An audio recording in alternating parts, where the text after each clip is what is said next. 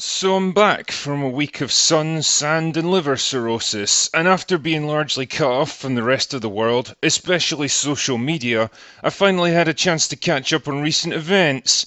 It looks to me like Brexit's still shit, Rachel Maddow is still an insane conspiracy theorist, and the Hunchback of Notre Dame is going to be looking for an Airbnb. But one thing that also happened was that a teaser trailer for a certain movie finally dropped, seemingly more out of necessity than desire. So while the rest of YouTube was putting up cool reaction videos guaranteed to improve their self-respect,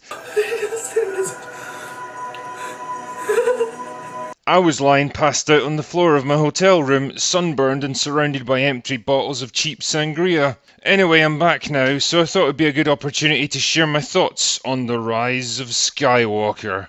The trailer kicks off with a close-up shot of Rey, because what else do we have at this point, right? She's in a desert and she's breathing hard as if she's been doing something strenuous like fighting. Or something else. Just kidding. Rey's sexuality is about as desolate and unexplored as the bottom of the Marianas Trench. Anyway, she's looking exactly the same as she had in the other two movies because, it's not like we'd do something crazy, like give her a radically different outfit, change her hair, or alter her physical appearance in any way to reflect the passage of time and experience, her journey into immaturity, or her differing emotional state. Remember in the original trilogy how Luke's outfits gradually became darker and more menacing as the movies progressed, from white in A New Hope to a grey jumpsuit in Empire, and finally to his black tunic in Return of the Jedi. It was a subtle visual metaphor for the character's gradual loss of youthful optimism and innocence, his growing power and confidence, and finally his shadowy temptation to the dark side. But we don't need to worry about that sort of thing with Rey, because she doesn't have a character to progress with. I'm sure she'll be the same virtuous, fearless, stoic, resilient, resourceful, intelligent, and most important of all, strong young woman we've grown to know and become totally disenchanted with over the past two movies. Because why take a chance by giving her some kind of flaw to wrestle with? Why show her as anything less than perfect and supremely confident at all times? Because clearly that would send out the wrong message to little girls. You're not allowed to have weaknesses, flaws, or make mistakes, because you must be better than that. Speaking of messages, we then get a voiceover from the dishonoured, disenfranchised, desiccated husk that was once Mark Hamill, proving that he's still prepared to sell what's left of his soul to Disney for one last spin of the wheel as Luke Skywalker. He talks about how he's taught Rey everything he can and that all Jedi live within her now, and that she's generally amazing and awesome. Because we need to be told these things, people. Please, Lucasfilm, tell us who to like and cheer for and respect. Don't take the risk of just showing us and letting us form our own opinions. Anyway, talk about taking credit where it isn't due. Luke taught Rey absolutely nothing on Craggy Island except that when you get old, you lose all hope, motivation and self-respect. It's a bit like going to a nightclub in Glasgow. So Rey ignites her lightsaber. Wait, wasn't her lightsaber broken in The Last Jedi? Where'd she get this one from? A good question. For another time. Oh, okay.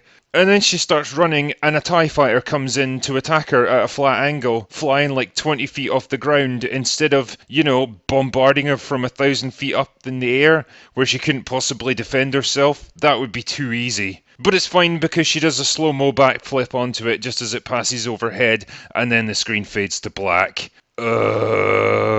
Then we see Kylo Ren clotheslining someone in the middle of a battle, Hulk Hogan style. Oh, and he's repaired his helmet for some reason. I don't know why he couldn't just get a new one, since the helmet itself had no significance to him. Is this some kind of metaphor for J.J. Abrams trying to repair the shattered Star Wars fandom? I don't really care at this point. Then we see a bunch of random shots of landscapes and characters trying to look like they want to be there, and then there's some fighting and a very old looking Lando Calrissian shows up in the Falcon because nostalgia. Well, can't wait to see how the new trilogy rapes and defiles his bloated corpse before killing him off. And then there's more crap from Luke about how no one's really gone, which is the same nonsense he spouted in The Last Jedi, and a totally insulting shot of Rey emotionally hugging a CGI Leia. Rey, who's spent a grand total of maybe 2 hours with this character up until now, barely knows a thing about her and has no investment in her whatsoever, is clutching her like a beloved family member, and it just feels like the most unearned shot in history. And there's also a shot of some wreckage in the sea that I guess is meant to be a chunk of one of the Death Stars, because more nostalgia. And then there's an evil laugh that sounds like Emperor Palpatine because, even more nostalgia. You know, there's a saying in the fast food industry, if in doubt, add bacon and cheese. Well, when it comes to Star Wars, just substitute nostalgia in there and you're good to go. A lot of YouTubers I respect have described this teaser as meh, but because I'm a drunken asshole, I'll go one step further and call it what it really is. Desperate. They're trying so hard to generate some kind of interest that they've been forced to throw in pretty much every OT actor and character that hasn't already quit or died, and even a few that have. It's like Napoleon at Waterloo throwing in the old guard right at the end in the hopes it would win the battle for him. The old guard has broken!